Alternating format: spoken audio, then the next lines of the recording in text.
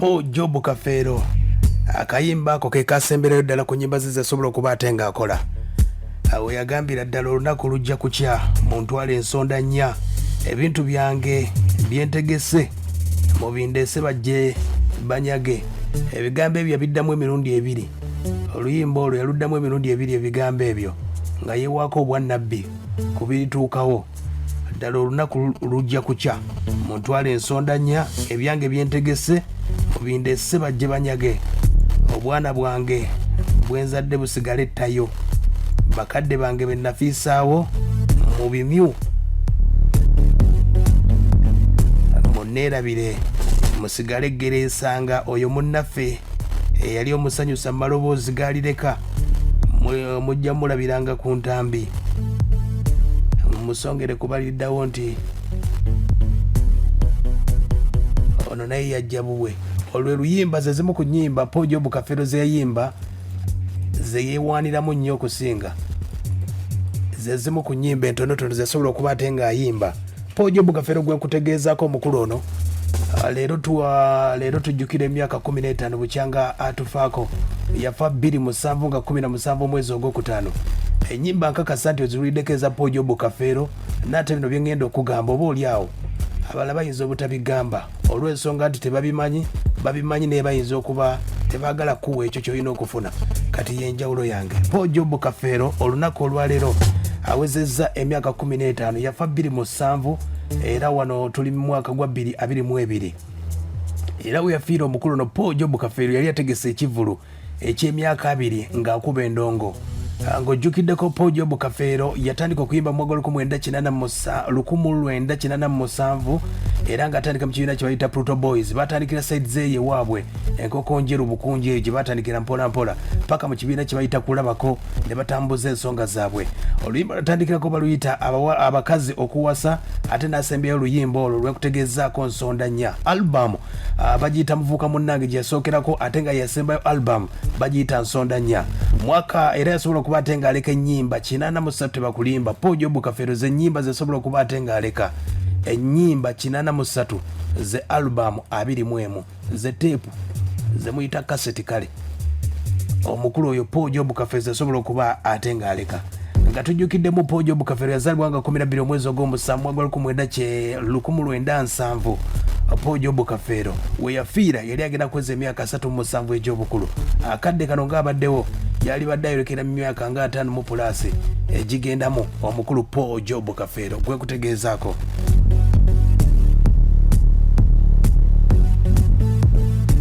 Okufa kwa Okujjukira Kafeero bangi nnyo abasobola okuba ate nga bafuna enyiike. Wano nno olunaku olwaleero njagadde okuba ate nga kutuusaako omukulu bamuyita Angel Sekandi namufunyeeko wano atubuulire okuva Okujjukira Kafeero yaviirawo akadde kano kulabako yeegenda etya abisanze atya mu mbeera nga bwesobodde okuba ate ng'etambula. Naawe ali eyo n'ambuulira omulundi guno Okujjukira Kafeero kye bakoze ekyenjawulo kye ndabyemu olunaku olwaleero. Abaana ba Okujjukira Kafeero beegasira promota muyita Kiviiri bategese ekivulu sayidi z'enkoko njeru okujjukira Okujjukira Kafeero. Era abayimbi b'eggwanga bangi nnyo bagenda kubeerayo. Nalabye ne basudde bagenda mujjukira nga 11 omwezi ogujja Bubondo abayimbi bagenda kubeerawo Bubondo mu kisaawe ate nga 19 bagenda kujjukira omukulu Livingstone Kasozi wali ku Bigiba ekibuye. Kati dde omukulu Angel Sekandi mufunyeeko okutubuulira nenga kati nnyo mwaka 1970 Okujjukira Kafeero yazaalibwa era nga taata bamuyita Vicensio Nanganga ne maama we bamuyitanga Filomera Nannoze era maama we ono yafa mwaka 1991. Awo nno Okujjukira Kafeero obulamu ne bumukyukira embeera teyali nyangu okusoma n'asobola okuba ate nga yasoma nenga Okujjukira Kafeero ne taata we okuva mbuto bayawukana ne taata we olw'embeera nti taata we yasuulawo obuvunaanyizibwa bwe yalina okuba ate nga atuusa ku maama we. Awo nno Okujjukira Kafeero kwe kuyiiya mpola mpola era okuva mbuto Okujjukira Kafeero ne taata we baddiŋŋana mu mwaka gwali baddiŋŋananga mu mwaka gwa 1992 awo Okujjukira Kafeero ne taata we. Era nga enjawukana ye Okujjukira Kafeero ne taata we gwe bayita Nanganga abajjukira oluyimba lwe bayita Musaayi gwange yali alukubira taata we baddiŋŋane naye era byonna byasobola okuba ate nga bigaana era bwe byakomekereza omukwano gwe ne taata we bye byamuleetera okufa ne baganda babasatu mu mboozi gyasobola okuba ate nga omanyako nenga omukulu bamita Angel Sekandi wano. Angel Sekandi anyumizaako n'ategeeza nti oluyimba lwe muwulira olwa Paul Job Kafeero, oluyimba lwe yakuba Angel Sekandi lwe bayita emyoyo gy'ababi, oluyimba luno Paul Job Kafeero yali ayina okuluyimba basudde ng'afudde, era Angel Sekandi yaluwandiika. Wabula omukulu ono Paul Job Kafeero naye yagenda n'awandiika oluyimba lwe bayita edduma ly'embaga nga banne bamufuddeko. Wabula Angel Sekandi n'agamba oluyimba omukulu namuwandiikira oluyimba, wabula ate ye n'ayiiya olulala. Mu mbeera eno Angel Sekandi naye Paul Job Kafeero waafa kwe kuyiiya oluyimba, kwe kuyimba oluyimba luno lwennyini lyawawandiikidde Kafeero. Agamba atya: mpandiika oluyimba emyoyo gy'ababi, ebigambo byankalidde mu matama, ne ntuuka n'okubeewuunya mmwe, nze okulayo enduulu gye muli n'ebola yagyanukula, ebyo bye bindoboozesa enjolo n'okwevumaala banzaala, ninga ennyama eddibidde mu bbuca, okubuusabuusa kwanzijula, kale nja ne ndowoolereza ddala abantu etwalinga olumbe luno nga bonna bagenda. Naye ndiwandikidde Paulo Kafeero aluyimba ku kyali kituuseewo. Paulo naye n'awandiika wali yakiŋŋamba, ate naye nama n'awandiika edduma ly'embaga. Paulo bw'afudde ne nduyimba ku Paulo nze. Kyatukosa nnyo, naye Katonda yakola okufa tirakufiira. Teri muntu ayinza gana Sekandi nyakufa mu kifo kyo. Newankubadde tubyogera no mu njogera ennyangu ibu, naye si kyangu kyamu. Ye mukulu gwe bayita Angel Sekandi ye musika wa Paul Job Kafeero. Kirizagana Paul Job Kafeero album yazikuba zeekugambyeko omuvubuka munnange ekijjankunene n'ennyimba endala zonna zosobola okuba ate ng'owulirako. Mu masomero yasomerako lwe bayita Nkokonjeru Primary School, n'asomerako ne ku ssomero bayita Ngongwe Secondary School. Awo school fees nga zibuzeebuzeemu. Omukulu ono kwe kuba ate ng'atandika okuba ate ng'atunda emivumba, okuba bulooka n'okutunga. Era nga ku kyalo kwennyini kwe yali awangaalira waliwo omukulu gwe bayita Paulo, yamuyigiriza nnyo gita. Awo nno kwe kutandika mu mwaka 1988 bannaffe abalukwata gita singers omwali Kasozi ne Basudde baali balumbyeko saidi z'ebukunju eyo, wajjira akavubuka akato ka Paul Job Kafeero ne kajja ne kabagamba nsobola okuyimba. Kasanga Livingstone Kasozi ne kamutegeeza okuyimba osobola. Awo nno n'amuwaamu akapera. We yajjira awo omukulu Livingstone Kasozi kwe kutegeeza nti Basudde tufunyewo omwana ono. Basudde nga bw'omumanyi yali wa bbogo nnyo, n'amutegeeza akavubuka kano mu ddoboozi ery'amaanyi g'oyimba biki mu ddoboozi ery'amaanyi. N'amugamba nsobola okuyimba, n'amugamba ffe okugezesa nti oyimba ojja genda ku stage. Awo no Paul Job Kafeero watandike okuba ate ng'asitula endongo ye n'atandikira ebukunja. Banne abalukwata gita singers yakuba ekivulu ne basobola okuba ate nga bamuwa ssente nnyingi nnyo saiti z'ebukunju eyo. Paul Job Kafeero kwe kutandika okuba ate nga akuba endongo, era nga bamuyambako ye mukulu Kasozi ne Basudde. Bamutegeeza ekiro ky'olunaku olwo ne bamugamba nti bajja kusankusa wa ya Queen, era Paul Job Kafeero gye bamusanga ne basobola okuba ate nga batambula. Angel Sekandi tukyali mu mboozi ye atugamba ye musika wa Paul Job Kafeero, abakkiriza mukkiriza, abagaana mugaane. Kulabako ne Paulo Kafeero bitambulize wamu yali kampuni nnene. Omuntu yenna omujagujagu mu nsi nti yali musajja mujagujagu oteeka okuba n'emirandira gy'abantu, kubanga lumu Paulo Kafeero yayanjula olukiiko olutwala kulabako nga mulimu n'omuntu gulaba ku ofiisi ajjawo bwalumu naye nga mukulembeze mu kulabako. Kitegeeza nti gwali omulimu ogutunuuliddwa abantu ab'enjawulo okulaba nti guyimirirawo. Asobola kubanga omuntu ng'oyo n'omulaba nga atalina makulu, naye nga Paulo bw'afuna obuzibu bw'ensimbi gwakula akasimu nti bwana gundi nongezayo $5,000. Oba kitegeera, kubanga emirimu gy'okubeera nti gwe weesaggulira si myangu gya kuyimirizaawo bw'abanga ne gavumenti yeewola. Kati abantu era nze sinza gamba nti omuntu gundi muyisemu amaaso nga azze mu kulabako, kubanga simanyi tafa ekiri aluteekako. Kulabako mwende era kati ennyimba zange zenkola walako brand eyo nga bwe nagambyeko emabega nti be nali ndowooza nti nkibasuulidde bakiremererwa. Kituufu banneetondera, ekyo ky'Omukama nkyebaza. Banneetondera, Mukama abawa omukisa, balaba obunafu bwabwe ne banneetondera. Kubanze obusika bwange ne Kafeero buzze ku Eriya ne Elisa mu Bible bulimu bwa Katonda, kuba tuli mu nsi ero olowooza mu bika. Kafeero wankima ndi wanjovu. Ye mukulu Angel Sekandi gwe nkuleetedde nga tujaguza emyaka 15 gya Paul Job Kafeero. Angel Sekandi akyatugamba ku maanyi ge baali balina ag'enjawulo ne Paul Job Kafeero. Agamba amaanyi yagayina. Tuyinza kukoona ku Sekandi notamusaako nti yayimbanga ne Kafeero. Aba tebaali bayimbi, tebaaliyo. Kati we Katonda ali mu kintu kino. Kati abalwana Sekandi ku lwa Kafeero balwanyisa kino kikakono kani kakatengezako okubanyonyola bakiteeke mu ntegeere ey'ebuziba nti omuntu nga Sekandi ng'oli ye Kafeero lwaki onaaba musika wa munne. Waliwo amaanyi ago kale butafiirwa birungi bimwandifunye mu kintu kino mukkirize Katonda kyalagira nze Sekandi Mukama gwanabasize ekisa kye n'enkola ekintu kyaggwe neeyitimuka ne Uganda nejogerwako namwe ne mufunamu kankulage nakoze omwenge gweta Kafeero Waragi nefuna amaloboozi agansomooza n'ebisomoozo ebineneko byagana okutwala obulamu naye nga nze nina okukkiriza nti ye mukulu Angel Sekandi omwenge nakutegeeza atandika omwenge gwe bayita Kafeero Waragi n'omwenge guno gubadde gumutuusiza n'okufa okuli obubenje obutali bwa lutatadde omukulu gwe bayita Angel Sekandi naye agambye yetagenda kuzikiza tuli mu mboozi ya Okujjukira Kafeero ne Angel Sekandi nga bw'oba ojjukiddeko nga bwe kutegeezezza nti mwaka gwa 2022 Okujjukira Kafeero ng'embeera esobodde okuba ate nga emutabukako wakati ne muzeeyi we era ensonga zino zonna okufuna okuba ate nga bakwatagana ne muzeeyi we bye bimu ku byaleetera Okujjukira Kafeero okufa ne baganda be nga basatu era nga yogamba nti olutalo lwonna lwava ku ki olutalo nno myaka egyayita Okujjukira Kafeero awo nno waaliwo senga we bamuyitanga Nagawa obudde obwo yali teyazaala wabula nga Okujjukira Kafeero yalina omwana gwe bayita Nagawa era nga senga wa Okujjukira Kafeero yasobola okuba ate nga amulamira n'agamba nti muwala gwe bayita Nagawa Elizabeth yagenda okuba ate nga atwala ebyobugagga awo nno omukulu gwe bayita Nanganga taata wa Okujjukira Kafeero empala nawe eviira ddala omukulu senga wa Okujjukira Kafeero Nagawa nga afudde taata wa Okujjukira Kafeero bategeeza temugeza ne muziika ku senga wammwe aneetanda n'amuziikako kwe kufa kwamwe nga batandise senga waabwe basobola okuba ate nga tebabiwulira Okujjukira Kafeero yagenda n'aziika ne baganda be basatu basobola okuba ate nga bagenda okuziika bonna abavaayo taata wa Okujjukira Kafeero yabitegeera nti bagenda okuziika bagenda bakutuka omu ku omu omwalwala mu mutwe Okujjukira Kafeero 26 watandika okuba ate nga akutuka mpola mpola okulwaliriza awo nno Okujjukira Kafeero naye kwe kuba ate nga ayita bannakisenge n'abagamba ebigambo bino mbadde nammwe okumala ebbanga nga ndi musajja mukwata mpola ebyange mbikwata mpola wabula ndabika nti sikyasobola wadde n'akamu ebirwadde ebitatageerekeka singa mba nfudde abaana bange mubayambanga wabula ab'ekika kyange si bantu balungi. Okujjukira Kafeero watandikira okuba ate nga obulamu bugenda mpola mpola wabula muzeeyi waabwe yabategeeza bwe muziise senga wammwe nammwe gye mugenda.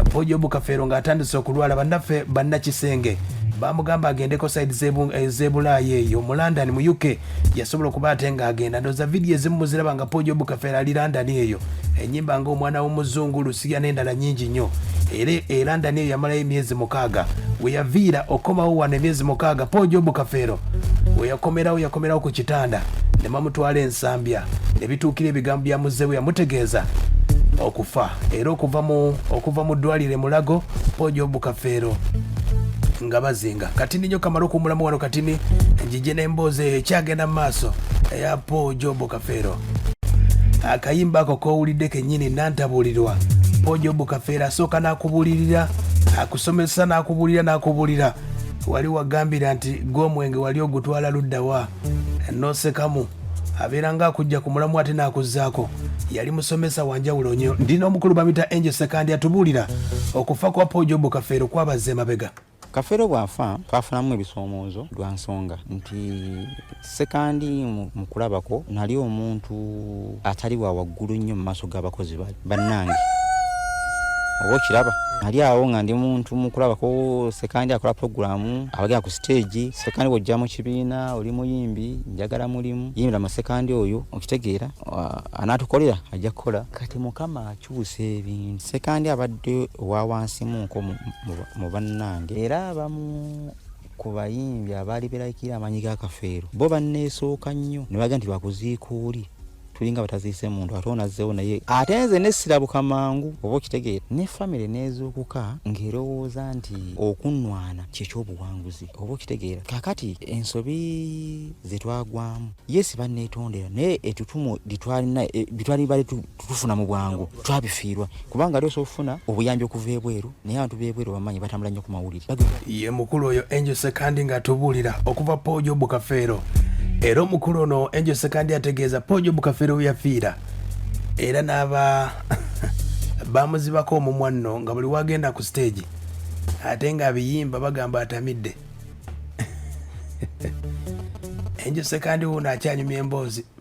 Abaana ba Paulo Kafeero bonna ye byava mulamu ensi ng'amanyi nti baazaala yabambuulira bonna ensi bwenneeba yagadde bamanya kasense kubanga wowe ebintu ebizibuzibu nti ensonga ziri mu kkooti abantu nga ffe weetuli ensi yatubuusa amaaso naye abaana ba Paulo Kafeero baazaala bonna be yaŋŋamba ye bwe yava mu nsi ng'amanyi nti baazaala yabambuulira bonna ensi bweriba yagala bamanya nga nabo baana balaba nti Sekandi kyaba tugambe tusokitwala nga kyensonga entuufu nti gibabuulira kubanga osobola n'obagamba nti bano baana ba Paulo Kafeero ne bagamba nti ayogedde yaani kuba nakyo bwekiri ati ne mu bo bennyini mulimu gwe batamanyi nti oyo twamuwulirako kati ng'omwana ndowooza ali omu yagamba baana ba Paulo Kafeero yekka aliko bulungi omwana ali Bulaaya yamuzaalamu muzungu teri naamumanyi naye olw'okuba nti omuntu yanogaa kati bwe naayogera ani ayogedde tulina n'obunafu mu ebyenfuna nti omuntu bw'aba atadde wali V8 n'owa katono bagamba oli ayogedde lwe baliggwamu ekyo kuba n'ebyobugagga bya Pawulo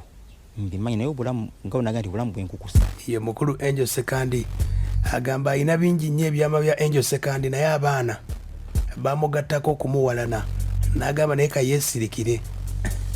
Angel Sekandi yatugambye lwaki omukulu lwaki yanywanga nnyo omwenge bagamba Okujjukira Kafeero yanywa nnyo omwenge. Angel Sekandi yasinga okuba ate ng'amanye ebyama bya Okujjukira Kafeero. Ne Kafeero ng'omuntu bw'akunnyonnyola ensonga ezaamunywesanga omwenge osobola okugamba nti wali mutuufu. Kafeero yakula nga musajja muyinike era kyeŋŋamba abantu nti omuntu ng'onna ekirooto ky'ofuba okituukirize mu buyinike obwo Kafeero yafumbiranga abantu walagi waliwo oba ofumba walagi owalizibwa okuwolegako oba okitegeera kati mu kikolwa ekyo Pawulo ayiga okunywa walagi. Ekirala walagi akolebwa mu nsi muno Kafeero si yamunywa yekka kuba bukyanga afa senga yakola ki yakendera okunywa kati ky'abantu baleme kimusibako nnyo ate wala omwenge wa Paulo Kafeero gwalimu ekyama kimu nga kufa batamulanga naye nga wona kyomwagala onamulumba ng'anywedde nga waba tanywedde tomuleerako kasamamyoko ye Okujjukira Kafeero. Angel Sekandi yabadde atubulira emboozi ya Angel ey'omukulu eya Okujjukira Kafeero okuyingira endongo yayingira ku myaka 17 yali omuto w'abakasozi ne basudde we bayingira mpola mpola nga basudde bafudde kasozi bafudde wafulumiza akayimba edduma ly'embaga awo ne batandika competition omukulu gwe bayita Okujjukira Kafeero n'omukulu gwe bayita Fred Sebata era bw'owulira erinnya lye bayita Golden Boy of Africa oba Prince of Africa. Golden Boy of Africa batonga etandise bubi nnyo n'omukulu Fred Sebata kwe kwetuuma erinnya lye bayita Lord eryo ly'owulira nga yita Lord Fred Sebata olw'ensonga nti Kafeero yali afunye ekitiibwa ekyo n'omukulu Sebata ye mugamba nti erinnya naye yasobola okuba ate nga alyetuumako ye bwe yasobola okuba ate nga agamba awo ennyimba nesobola okuba ate nga zajja nga zaali z'amaanyi nnyo biki gwe by'oyinza okugatta ku Okujjukira Kafeero byasobola okuba ate nga Okujjukira Kafeero bwe twayiga emirimu twakulembeza bugumiikiriza obunyiikivu ko n'obuvumu obukakkamu ewali ebinyiga oluyimba olwo baluyita soko ngambe Okujjukira Kafeero biki by'omujjukirako soko ngambe. Hello. Esebo Obulamu buli buti eyo. Kiriya bosse. Onabeera Walukaga. Esebo Walukaga. Wano kinoni. Dine dematiki kibanda wano naye nga Paulo Kafeero oyo eri musajja wa mbavu nnyo eri musajja muyiiya Sebo ennyimba ze zibuulirira so kengaffe emigigi emito egiriwo kati kibaba kimujjukira nnyo. Sebo agamba atya kale boss Loja kasinzire boda boda. Esebo Okujjukira Kafeero mujjukirako ki? Mujjukirako ebintu bingi. Nyimba ze zaba. Era oluyimba lulo omanyi? Omuntu eyali atadda mu kayimba binayo byemanyi. Sooka otukubiremu. Manyi abadde nasiga. Sooka olutukubire. Laba eddoboozi lyafudde. Naye omuyimbi eyatuyimbiranga bwimbi ennyimba ze zikyajjukira edda ze kadonka mutayinza kuddawo. Esebo Hello.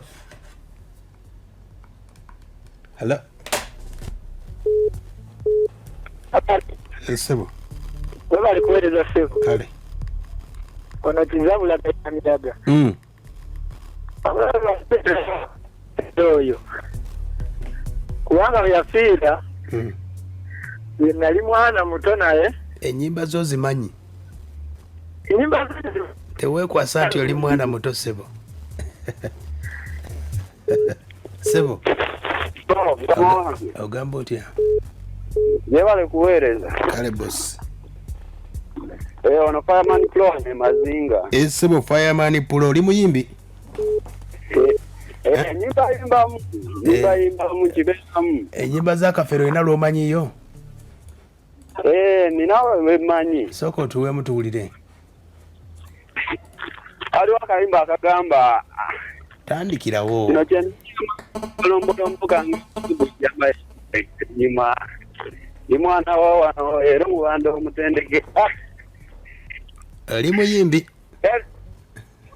nyimba mukala kuba Bobby yampata naye akayimba kakafira nkagala nnyo ate Bobby yakola ki gwe yimba bibyo abayimbi hello abani se webale kuweereza kale nabeera manje n'empambire kabira kyotera. Kafeero mwogerako ki? Kafeero yali musajja wa kadongo ka musajja mulungi nnyo naye simanyi oba njagala afuna alubamu. Nyimba ze zonna. Sebo. Abani. Agamba atya? Olamukiza nnyo taata. Sebo. Webale kutuweereza. Kale Sebo. Jajja mmwe kabali ba generali ne beera nsangala. Sebo. Abantu beeruvule bonna songa bagambe ennaku z'omwezi 2 VIP. Sebo. Kasozi yakidumidde ngambye ejja kukibeeramu nnyo. Sebo. N'abakabi bonna naye emboozi ya Kafeero buli mwaka buli w'ogituukako kasajja gwo gyogerera ng'ayogerera firimu kinoono waaka yekka Abani yamuyina. Ennyimba bazikuba naye tebabibawa bino. Tebabibawa waaka yenna n'omuleeta.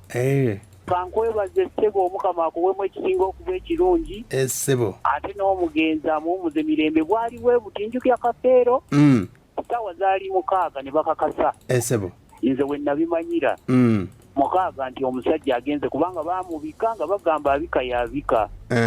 Naye omusajja n'atugendako yali musajja w'amaanyi nnyo era tukyamujjukira nnyo era akyali w'amaanyi. Sebo. Abani webale tu ogenze n'otambula ne ngamba wulira kalinnya katandika butandisi. Ayaya. Kajambo taata. Aya basi. Bwe tutambula